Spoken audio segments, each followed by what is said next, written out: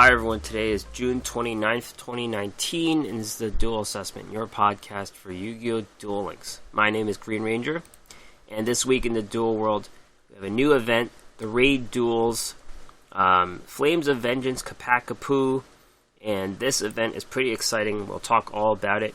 But basically, it's a whole new event that combines features of various past events, and they've put into this huge thing where you could combine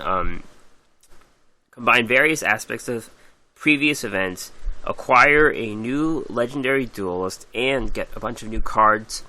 So we're going to talk about, what this event means for the future of Duel Links and basically what all the components are. There's a lot going on with this event. There's also the announcement of the upcoming special duels for the month of July. So all this stuff is going to happen real soon.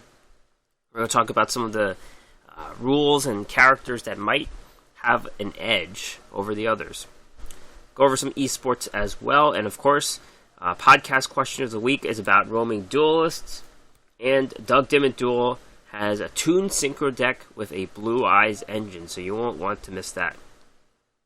This week, by the way, for technical things, my mic is on my right side.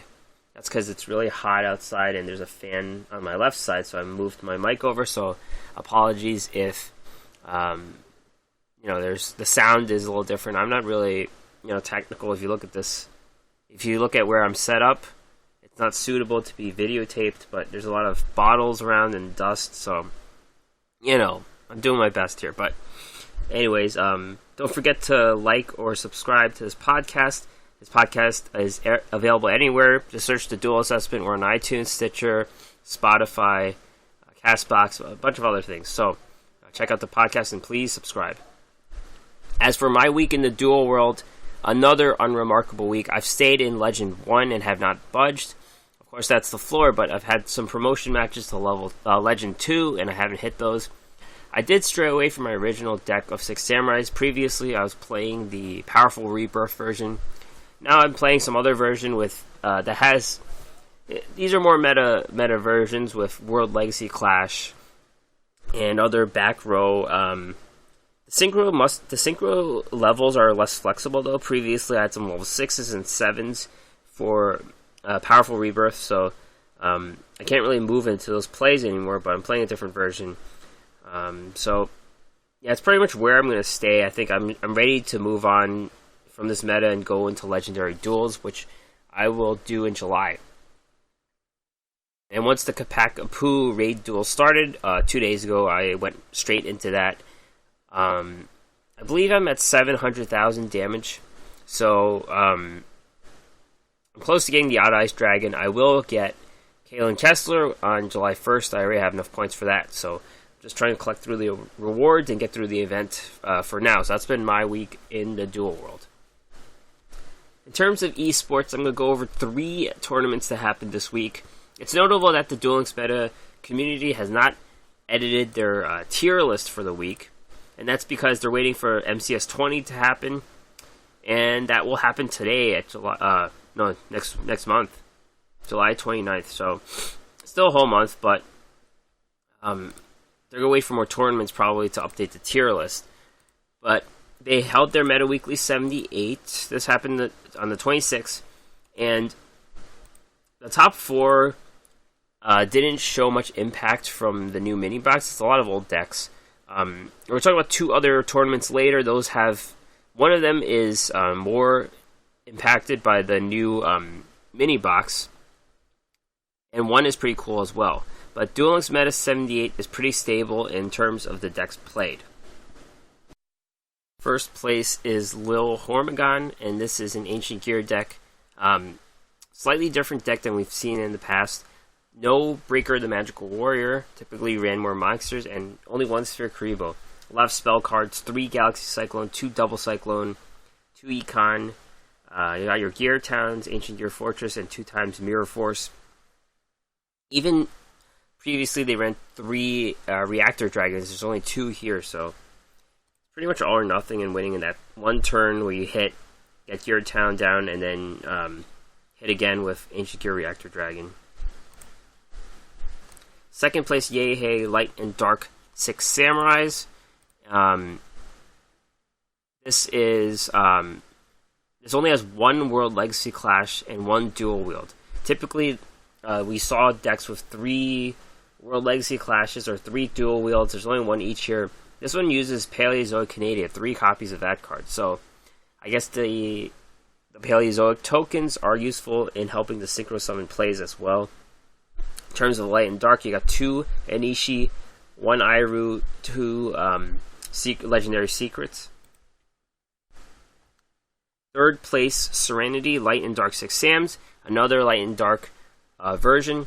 This one runs 2 World Legacy Clash and 2 Dual Wield, so you can kind of mix and match about, which ones, how many of each you play. It does run 2 Six Samurai United. We have seen a lot of decks cut this down to 1, and even has a Dimensional Prison. They also have Kizaru, which is an Earth monster that is usually cut out of Light and Dark, but it's a really good card advantage card when you get it back. Third place, Victor Lee, Masked Tribute, Subterror Neos. They cut out the Golem Sentry and Tsukuyomis here. There's a Neos package of your 2 Elemental Hero Neos and 3 Neos Fusion. This deck, and an AD Changer, of course.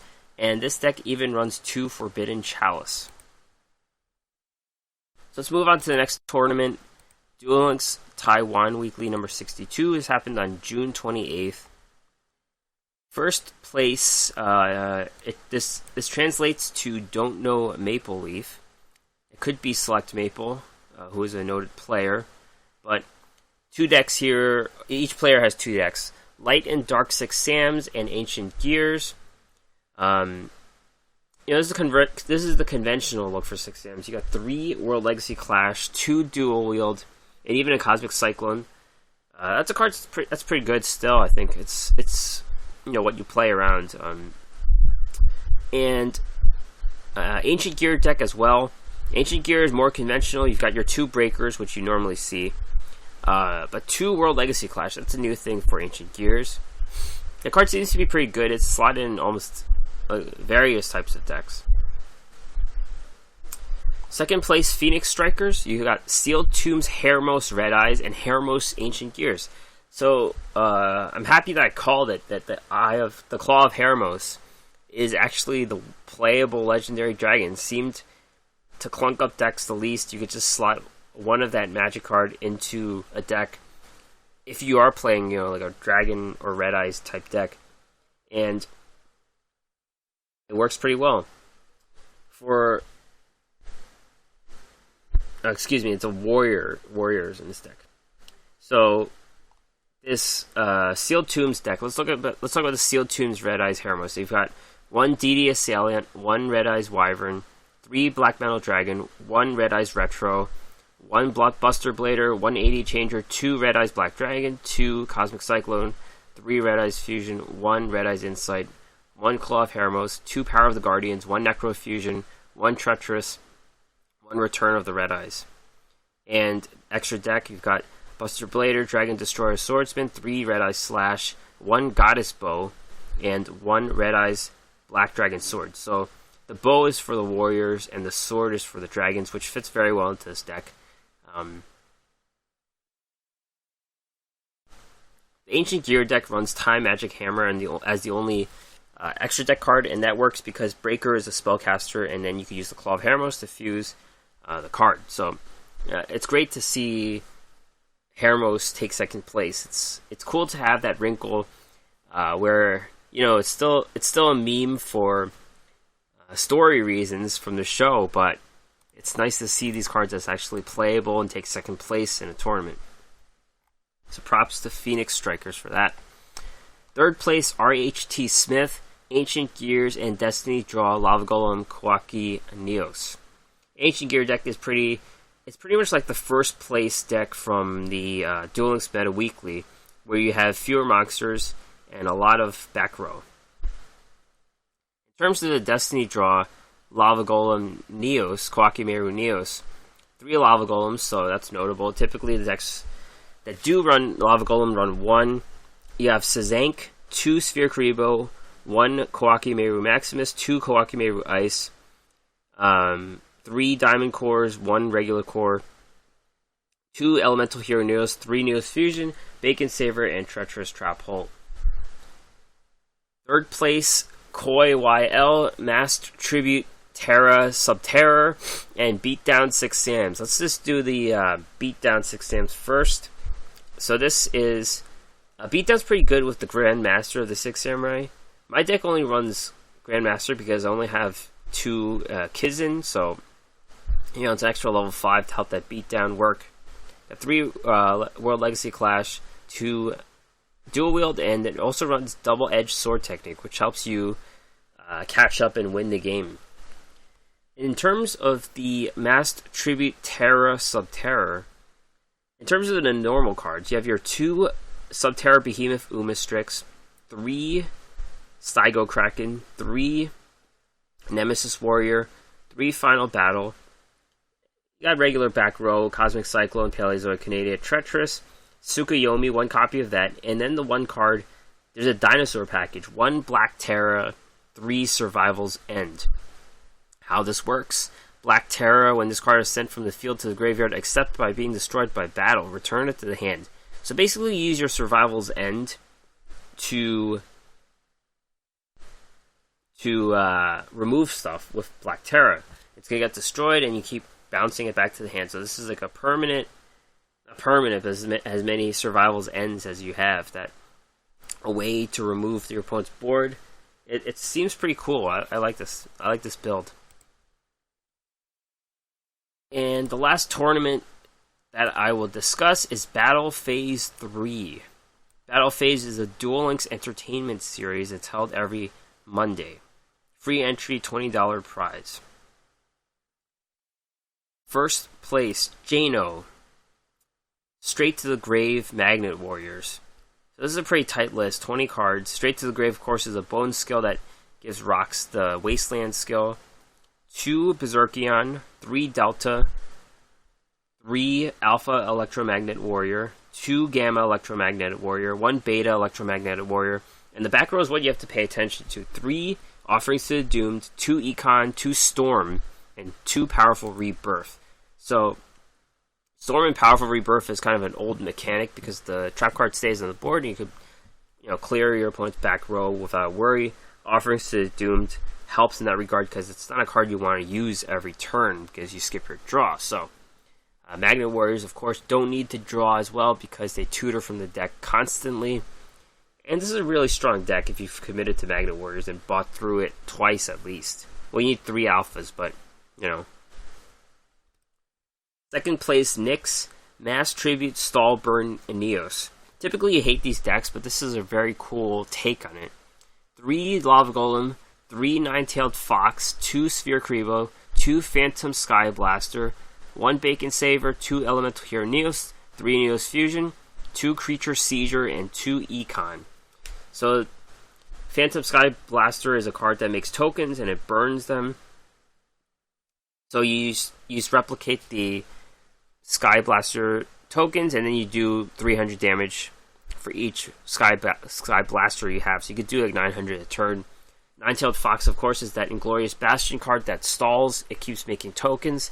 This is a very old mechanic of stalling, but it's a pretty cool. You're just basically protecting your board with defense monsters and kind of very old strategy. Instead of using annoying trap cards, you're doing it physically. It's very cool. And of course, it has a Neos engine and even Creature Seizure. I really like this deck. Third place, Small Cheese, Tie That Binds, Triamids. Pretty cut and clean Triamid deck.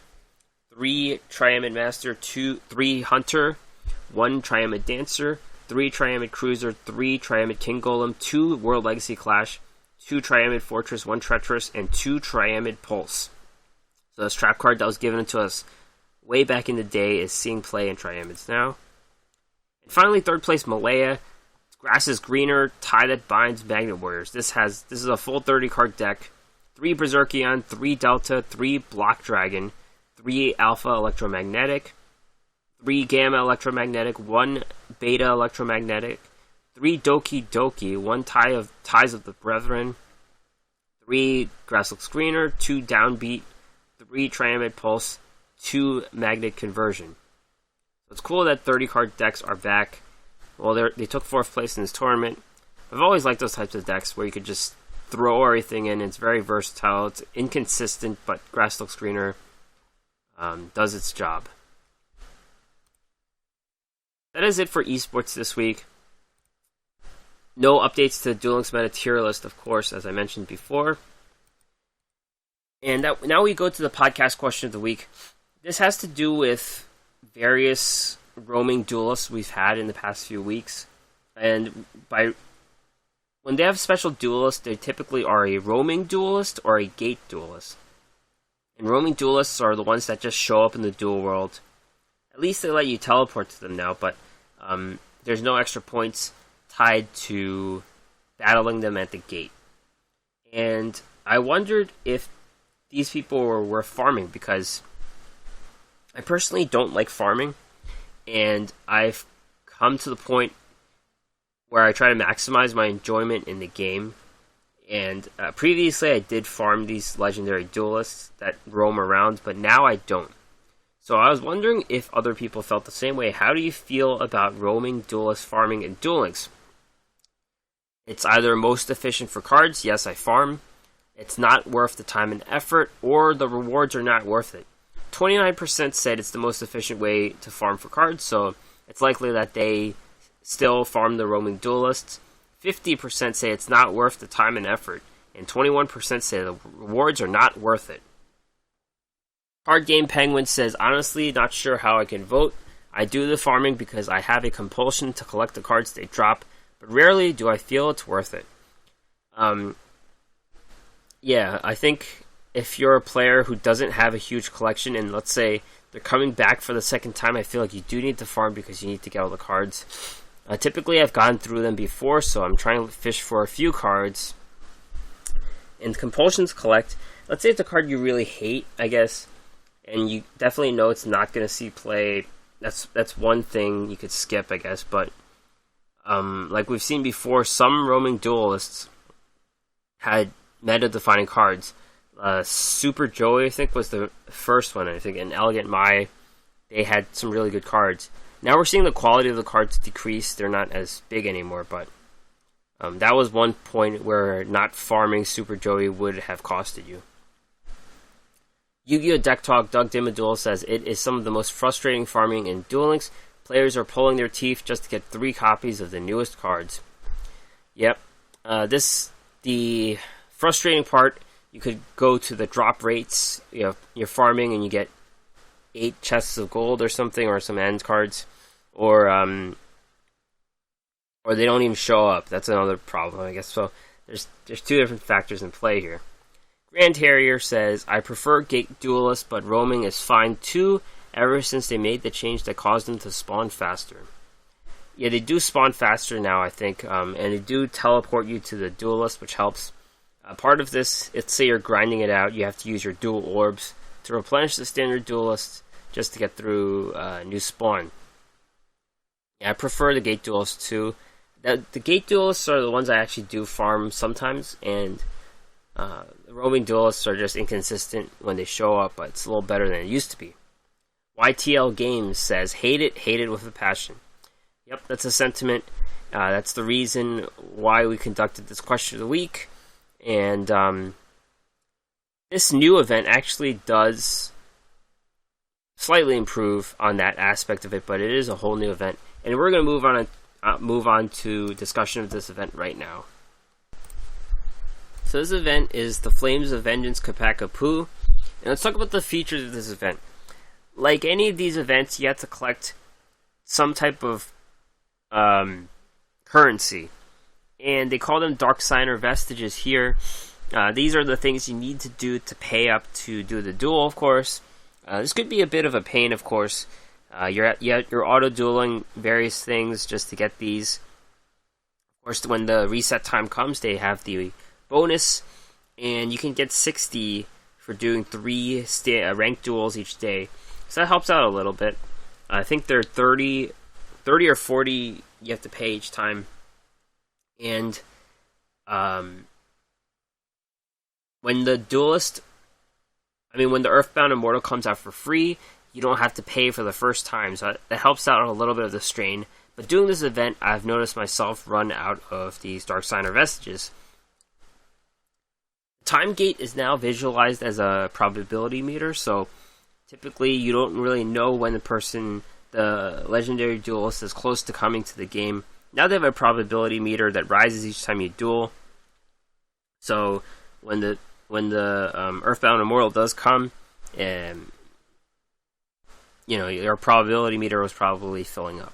So that's a visual indicator of saying, you're getting closer to the duelist, and you're seeing it in a meter. So that helps a little bit. Raid duels. So raid duels are a new thing where you play with other duelists. You add up your damage, and then you say you beat Ccapac. Ccapac has a lot of life. It's kind of like the Tyranno Hasselberry event where you're fighting the Black Tyranno. They have a huge number of life points, and they win in 5 turns automatically, or they cause a draw. Better yet, they cause a draw. So, and how the Infernity deck works is they're typically stalling. They play a lot of monsters from the graveyard or special summon them from the deck, and they're basically stalling so they could beat you in 5 turns, and you're trying to deal as much damage as you could. Synchro monsters have double damage, and Signer Dragons do triple damage, so you're probably incentivized to use those types of cards in your deck. Of course, you're not going to win otherwise. You're wasting your Dark Signer Vestiges. I'm playing 6 Sams with Power of the Guardian, so you get Shen pretty high, and he gets doubled his attack, so it's pretty good. Auto duel is not the smartest, but I can't do every duel myself, so I do have to do it sometimes. You get turbo duels every time you defeat Ccapac 5 times, and turbo duels are interesting because there is a boost, a turbo boost, where you spend all of your tokens, or 10 or 12, and you double your monster's attack. So you double your synchro monster. You could deal massive damage to help you beat Ccapac. And going back to the raid duels, you could actually be assisting other duelists. The first time you assist, it's free each time, so you're basically adding up points, of course, so you could beat Ccapac, like I mentioned. You're getting chests upon the raid, so once you beat him, you get your chests, which are your rewards. And duel assessment has actually been replaced by damage accrual. This is a duel assessment podcast, but sometimes that has basically led to the incentivization of farming, and there isn't really much of an incentive to farm now. You're just auto-dueling with the deck, and that definitely helps. Given our discussion of hating to farm, you don't have to farm for this event. You just build your synchro deck and you go. So, you just have to deal 8,000 damage and you get 8 chests. That's a pretty good deal, right? So, you typically are going to get 8,000 damage and you don't need to farm anymore. So, this is an amalgamation of a lot of different events. Hasselberry event, Turbo Duels, Duel Carnival, chest rewards. A lot going on here. And let's move on to the next part, which are forbidden skills and forbidden cards. In terms of the forbidden skills, there are 5 skills that are banned, and these are kind of your automatic win condition type skills. Grandpa's cards, of course, if you win by Exodia. I assume Ccapac doesn't like to be obliterated, so he's not going to be obliterated. Fatal 5, that's the Zane skill, where you hit 5 times, you win the duel, so that's another automatic win condition. Titan Showdown lets you double your monster's attack, and you could just double up a synchro when you're low on life points, and that's massive damage, so they don't want it to be too easy to do. Destiny Board is another automatic win condition, so that's banned. And finally, a card Entrusted. This is a card you don't see too often, but basically you start out with Fiend Sanctuary. In Fiend Sanctuary, your opponent takes any battle damage you would have taken from battles involving it. I think this is a way for it to... it's not really broken, but let's say the last mechanic where he forces a draw. I have a feeling that would break something in the game. It's a mechanic, it's a coding thing, I think. It would break the game somehow, so I think that's why a card Entrusted is banned. In terms of the monsters, Gandor, the Dragon of Destruction. I'm not really sure why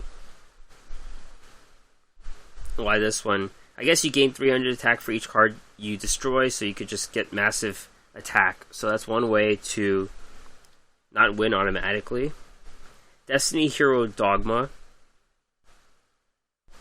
Have your opponent's life points. There you go. So that's a reason you could have your opponent's life points. That's 300,000. I mean, that's 30,000 life points lost.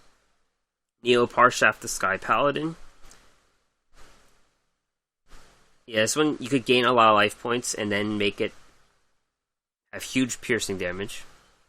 Amazoness Swordswoman. I don't really understand this one because he doesn't really play a huge monster, and you'll just be taking 1,500. He'll be just taking 1,500 or something.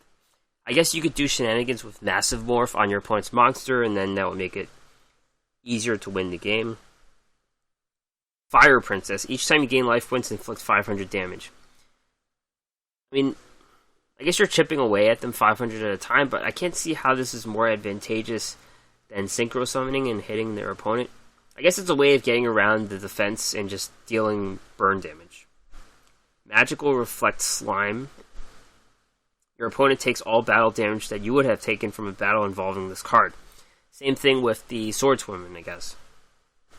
Anti-Aircraft Flower. This is a burn card, so another crackdown on a burn card. Gap the Divine Soldier. Gains 300 attack for each fiend in the hand. I can't see how this is huge, but it's another attack gainer. Jirai Gumo, you just have your life points. I don't really get the point of this one. Chaos Hunter special summons itself from the hand. Your opponent cannot banish. So I guess that's why Chaos Hunter is banned.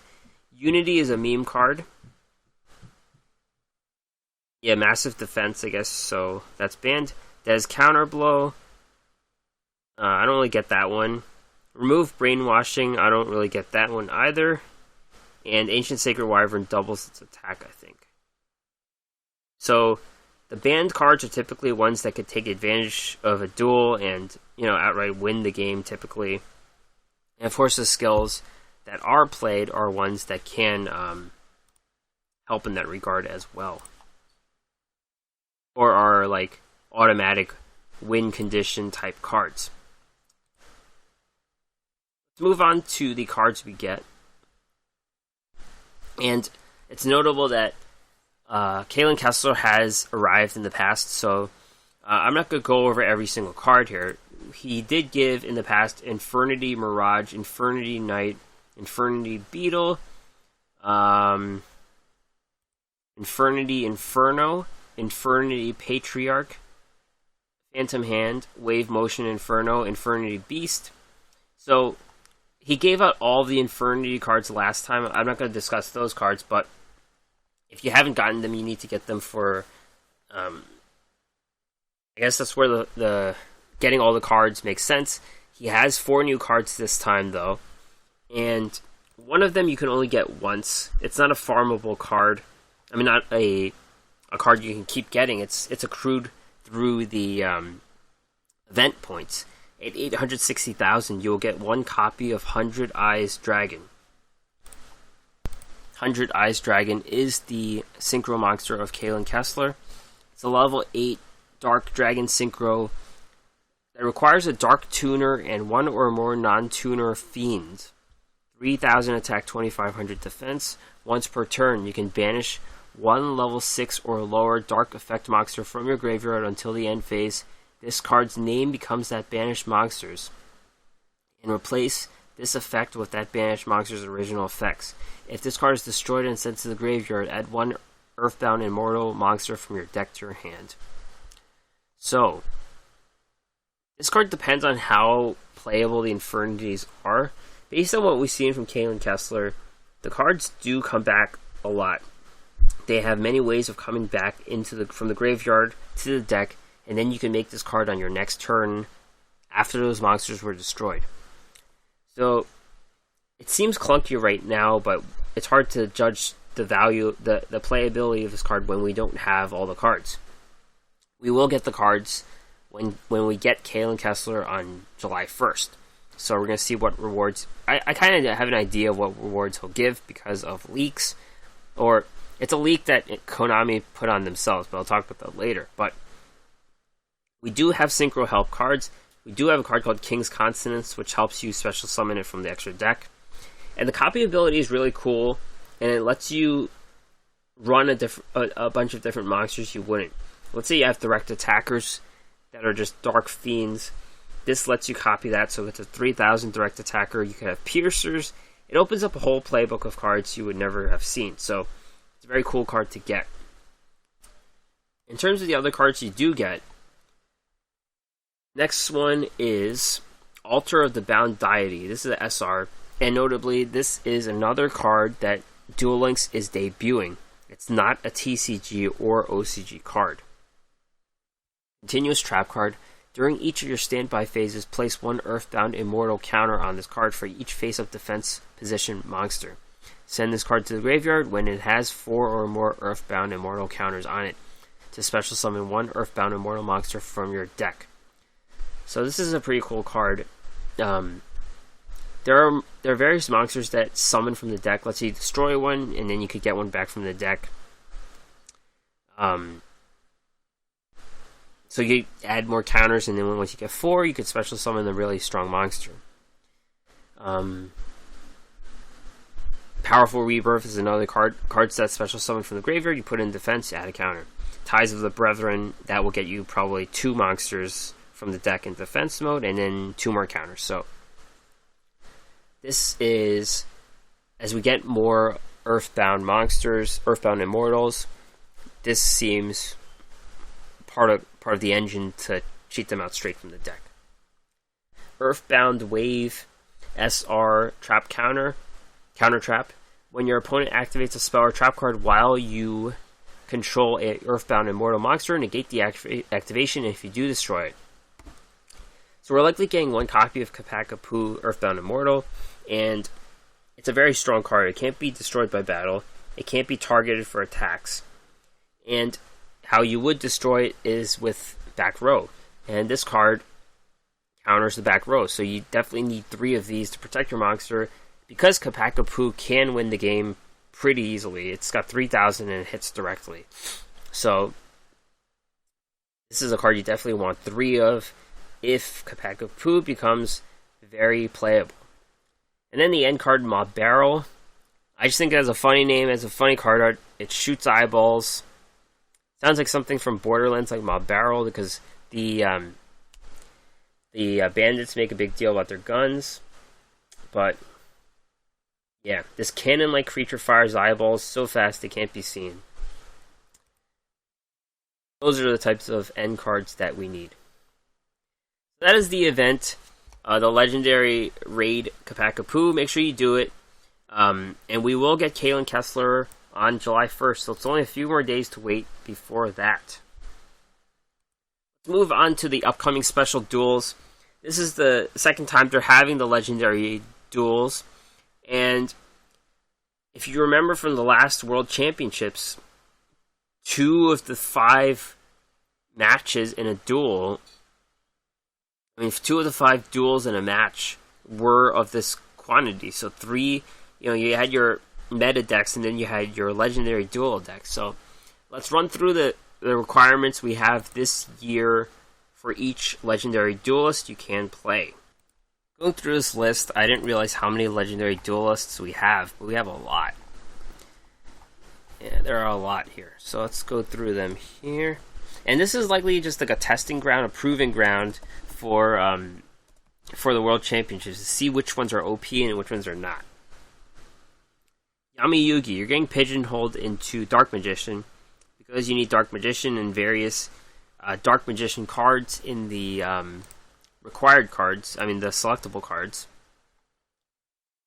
You're going to play Destiny Draw if Dark Magician's in a package. So you only need 4 of these cards. You could put it in a package and then play Destiny Draw. Let's say you're playing Kawaki Meru or something.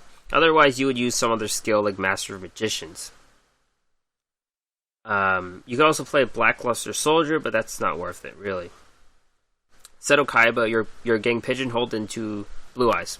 Beatdown Blue Eyes specifically, you can maybe you could run Peak Performance, but Beatdown's better because it doesn't help your opponent. 3 Blue Eyes White Dragons and then 1 selectable card. Yeah, Dragon Spirit of White is probably the card you want. Or Whitestone of Legend, Whitestone of Ancients. You're pretty much playing a meta deck here. Yeah, you're playing a meta deck with Kaiba Blue Eyes. Very strong contender. Joey Wheeler, you're playing Red Eyes because you need Red Eyes, and then there's 3 Red Eyes support cards. The problem with Joey is his skills are weak and they don't really match. So maybe you could run Grit Red Eyes, but that seems suboptimal. Last Gamble is another good one. My Valentine, you're getting forced to play Harpies. Harpy Lady Sisters and Elegant Egotist are pretty bad cards, so she's probably not going to see any play. These are not good choices.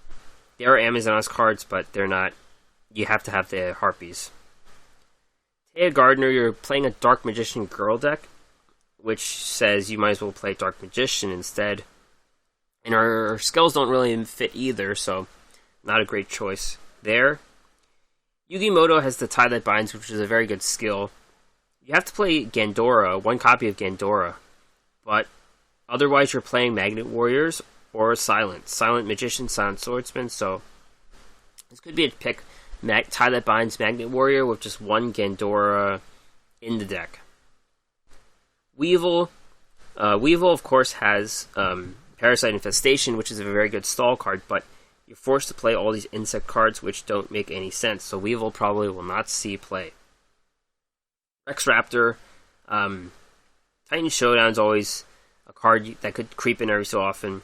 Dinosaur Kingdom typically is the card you want, but you are forced to play 1 copy of Red Eyes. So, yeah, you're playing a dinosaur deck with Red Eyes. I think Castleberry is a little better at this point. Echo Tsunami, you're playing Sea Stealth. Sea Stealth is selectable. Citadel will, of course. But you are forced to play 3 The Legendary Fisherman, which is not a very good card. So, we'll see how that affects the deck. Yami Merrick, you're forced to play Burn. You have to have the Winged Dragon of Ra and Lava Golem. And the other cards in the deck, the selectable cards, don't fit too well. But you can make something work because his skills are Burn. Like Shadow Game and Right Back at You are Burn skills. Yami Bakura is playing Dark Necrofear and Zork. You have to have Dark Necrofear with Zork's. Zork is a selectable card. And you have your Fiend skills and Destiny board and Zork appear. So I don't think these are competitive skills at all, but I don't know, maybe you can make Destiny board work. Bandit Keith has Switcheroo, which is a very good card. Very good skill. But you are playing a machine deck. Barrel Dragons 7 completed are required. So we'll see how good.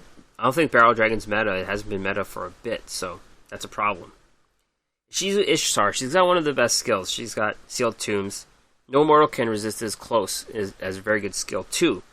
But her cards are very unplayable. You got Blast held by a Tribute, Mudora, Aikido, Zolga, Exchange of the Spirit. So she's hampered by having 4 cards that are not very good. Odeon, you're playing Trap Monsters. You have to have 3 Embodiment of Apophis, which is not the best trap monster, but maybe it makes something work. He does have Endless Trap Hell and Chain Reaction. Pegasus, you're forced to have a relinquished package, so 3 relinquished and 1 Black Illusion Ritual. This could be pretty good because it's a package and you could just put this into some deck. He does have Mind Scan, Master of Rites, so pretty good.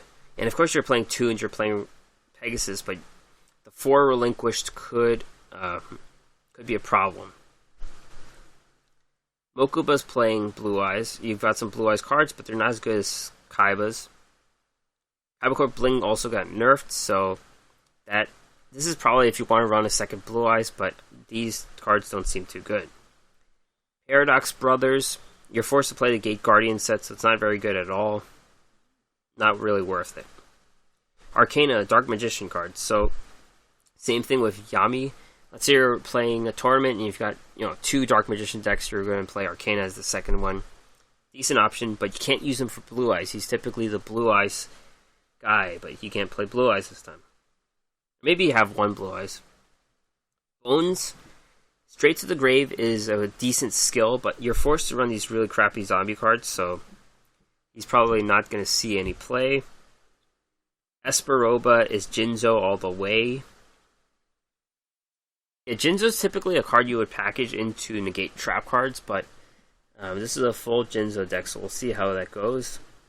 Tristan's got the worst cards in the Cyber Commander set. So, yeah, these are the worst cards. And they're gonna slow you down. Loomis and Umbra are interesting. They have very meta skills. They have Light and Dark and Masked Tribute. Those are very meta skills. But they are pigeonholing you into Masked Beast. So you have to run 4 of these Masked Beast cards in the set. I don't know if this could work with the Subterrors. You just have these cards to stomach them and play Subterrors. I don't know. But they have very good skills, but these cards aren't too good. Let's move to Yu-Gi-Oh! GX. Jaden Yuki could be a frontrunner because his cards are very meta. Elemental Hero Neos. This set includes Neos Fusion too. So you'll probably be running something like Neo Space or something. Miracle Fusion, Miracle Draw could be good too, because you get a pot of greed eventually. So this is a high probability pick of Jaden playing the Neos package. Zane Truesdale. So Zane, you are forced to run Cyber and Dragon. No Cyber Darks. Cyber Darks can be meta, so these are not worth it. Aster Phoenix, you're forced to play the Plasma set. And that is 4 cards. They don't include Mask Change though, so maybe you have to be forced to put Mask Change into the deck. It does dilute it a little bit. Jesse Anderson, you're forced to play Rainbow Dragon. It's not worth it, really. There's not even a Crystal Raigeki in the selectable cards. Kaz, you're forced to play Ojamas or Armed Dragon. Ojama Lockdown could be something again. Ojama Goes Stall, it was called, so it could be quite annoying. He could be the new Weevil. Alexis Rhodes, you're playing Cyber Angels, but the problem is you have to include these Cyber Bladers, so that limits her quite a bit. Dr. Crowler, this is the number 1 pick here, because you're basically playing Ancient Gears with 1 Ancient Gear Golem as the required card. Ancient Gear Golem actually isn't bad. You have the field spell to help summon him for free, so you just do your Ancient Gear Reactor deck with just 1 Ancient Gear Golem, and that seems to be the top seed in terms of Legendary Duel decks. Yubel, same thing. You're playing Yubel. No dilution here, really. Well, one of the selectable cards is dilution, but that could be Grave Swarmer, which is not too bad. So you're playing Yubel. Another annoying deck, but it's not the best. There's many ways to beat Yubel. It's just very annoying. Bastion. He got shafted here. Bastion, you could run any of those attribute skills, but the problem is all his cards are Water Dragon cards, so you're going to have to play the Water skill, and Water Dragon's not very good. Cyrus. Cyrus was the sleeper of the last year's World Championships. I think it was Gearges. I forgot what machine package there was, but the Viacroids, the Roids were put into a machine package. So he could be pretty good again. Hasselberry, you're playing the Ultimate Tyranno set. So this is not the Survival's End Hasselberry, so maybe you can make it work, but it seems like there's a bit of dilution here with the Ultimate Tyranno. And Sartorius. You're playing the Arcana Force EX cards, which are a lot of RNG, but you could kind of make it work with the skills to win all your flips. I would say this is not the best, but you never know. Only 5 Ds. Yusei Fudo, his skills are not very good. You've got Mark of the Dragon Head, Attack Booster, Synchro Warriors, and Attack Booster level 2. But he has all of the Synchro cards. So Synchron, Junk Synchron, Quick Draw, Quill Bolt. So if you're playing Synchrons, you're probably going to play him, but the skills are not the best. Jack Atlas, you're playing Red Dragon Archfiend set. The collection of cards here is not very good. Doesn't seem worth it. Crow Hogan, you're playing Black Wings. Same thing. Black Wings are not very good. Akiza. Akiza's got one of the best skills of What Grows in the Graveyard, but unfortunately, you're playing Black Rose Dragon set. So Black Rose Dragon you typically slot in to blow up the board, but here you're playing Black Rose Dragon in a plant style, where you could banish a plant and make your opponent have 0 attack or something, so If this works, it could be okay, actually, but you're going to have to use all these selectable cards and make something work. Leo could be decent, too.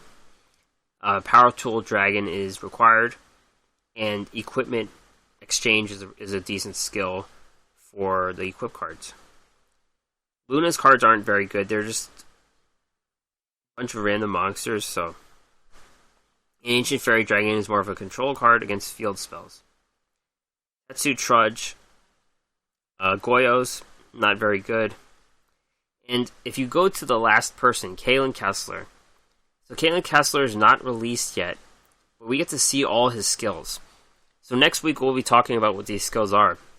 Seal of the Immortal, Dark Tuning 100, Handless Combo 100, Immortal Offerings, Immortal Charity, One Card Wonder, Infernity Inferno, and Wave Motion Inferno. Some of these are names of cards, so it's possible the duel starts with that card on the field. And he's got a Ccapac set, and these are some cards we don't have yet. Earthbound Immortal Ccapac, Infernity Guardian. This is probably going to be a level up reward, which we'll talk about. Infernity Necromancer, Infernity Avenger, Infernity Dwarf. We have Beast, we have Beetle, we have Infernity Inferno. We don't have Infernity Break, that's a UR. We have Mirage, we have Phantom Hand, and we have Wave Motion Inferno. So we just leaked the level up rewards, which we'll talk about next week. We'll find out what these cards are in a few days. Everyone's going to level up Kalen Kessler because they did everything already. So, yeah, so in that rundown of special duels, we have some clear favorites. I think Crowler, Jaden, and Kaiba are the top picks. So Doug Dimmitt Duel is here with his casual deck of the week. This is a very cool deck. Some people were clamoring of wanting this deck online, and here it is. It's a new Toon Synchro deck that uses a Blue Eyes engine. So if you're wondering how all this works, regardless, he is here right now to discuss it.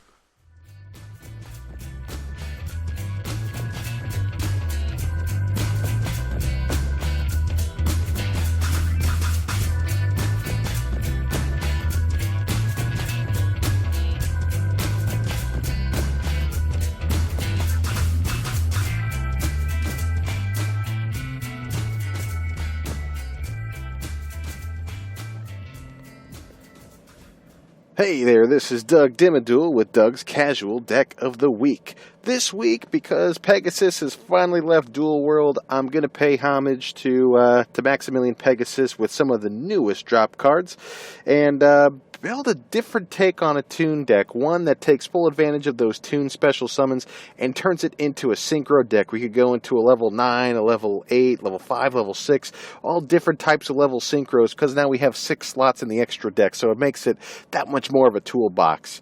So, this deck could work in a lot of different ways. Personally, for me, I like to run this deck with a Blue Eyes engine, a very slight Blue Eyes engine, and by engine, I mean I just run my 3 copies of the White Stone of Ancients as synchro material, and I run my 2 copies of Dragon Spirit of White and my 1 copy of Blue Eyes White Dragon. So what makes the White Stone of Ancients so good? It's something that you've probably seen if you've been playing on the ladder. It's a level 1 Dragon Tuner, 600 attack, 500 defense.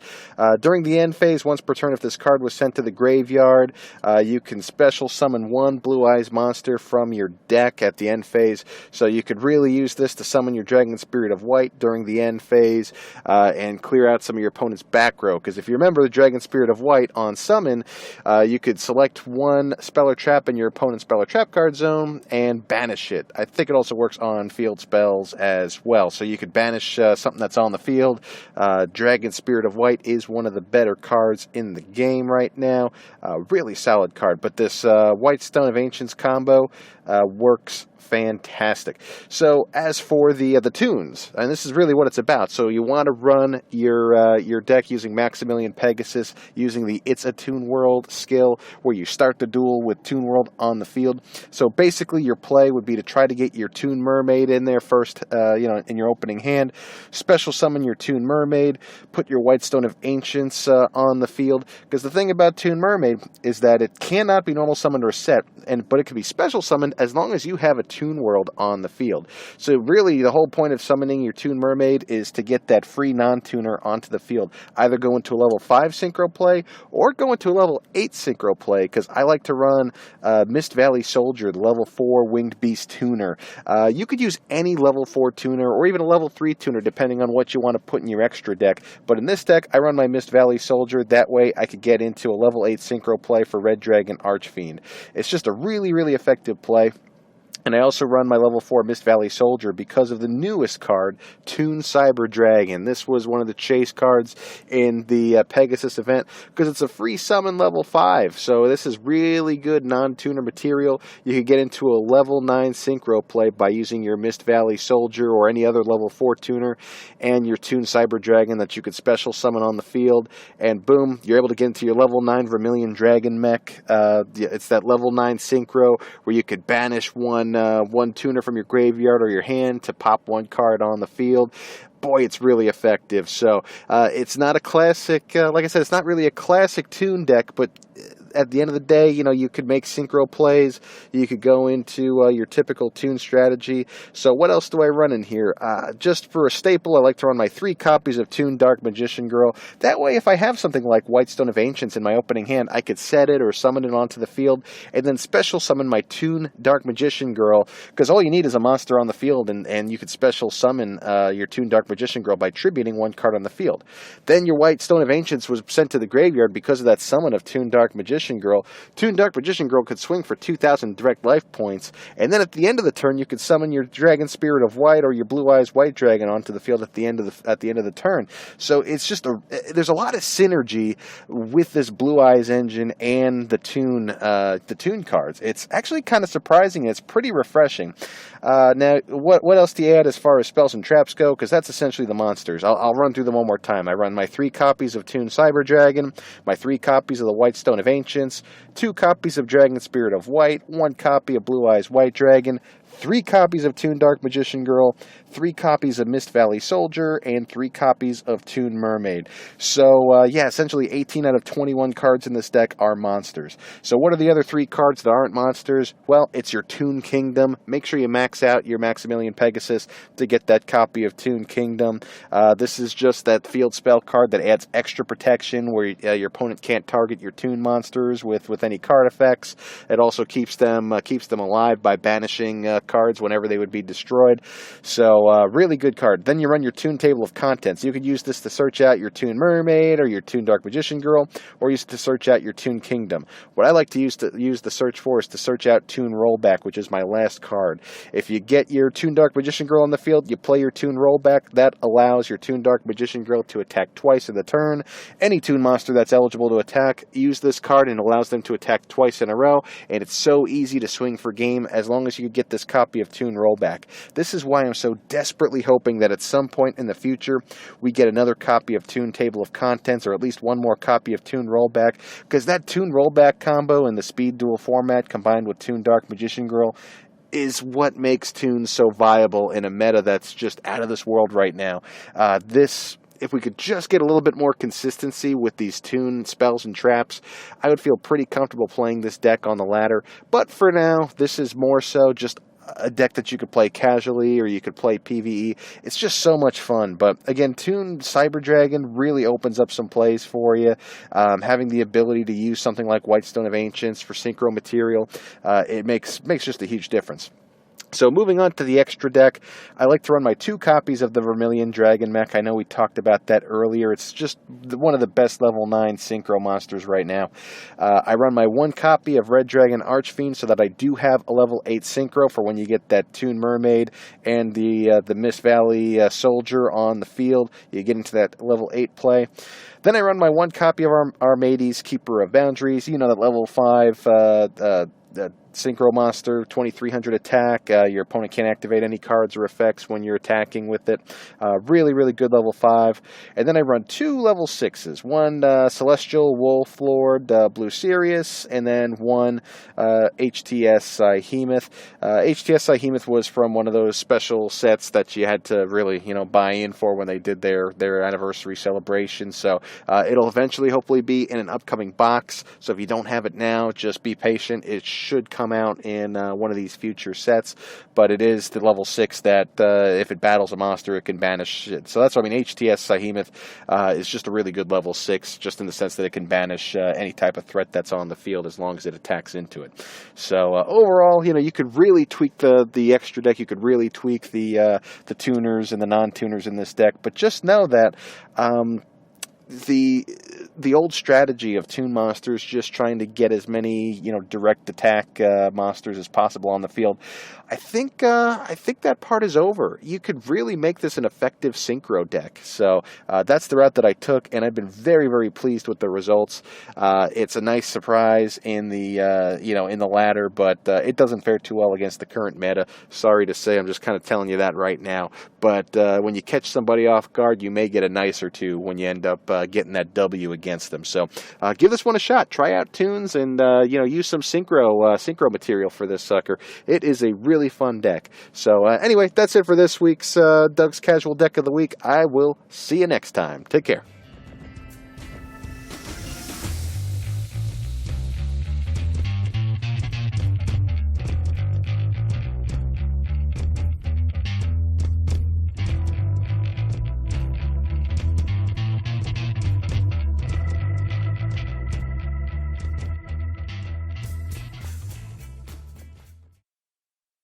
Alright, thanks Doug, and you can check out Doug Demo Duel on Twitter, Yu-Gi-Oh! Deck Talk, and every week on this podcast as well, he'll have a cool new casual deck of the week for you to play with. So here,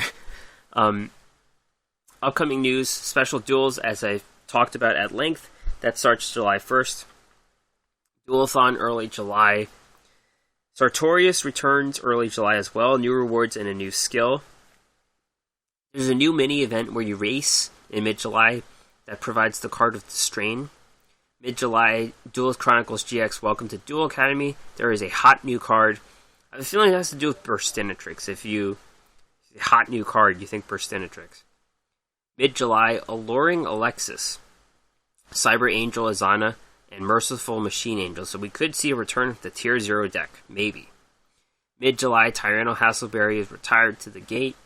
Late July, Yubel, Rise of Yubel together at last. You get a new character, which is probably Jaden and Yubel fused. At the end of GX, at the end of Season 3, they fused. He plays Super Polymerization and become the same person. So we're going to get Jaden plus Yubel. And late July, Tour Guide's Mission Bingo. So that is it for this week of the podcast. Thank you very much for listening. And please subscribe, as I mentioned, to this podcast. Check out the podcast and more at our website, theduelassessment.wordpress.com, or email theduelassessment@gmail.com, or you can find me on Twitter, duel_assessment, or my own account at GreenRangerCCG. Alright, thanks for listening, everyone, and I will see you next week.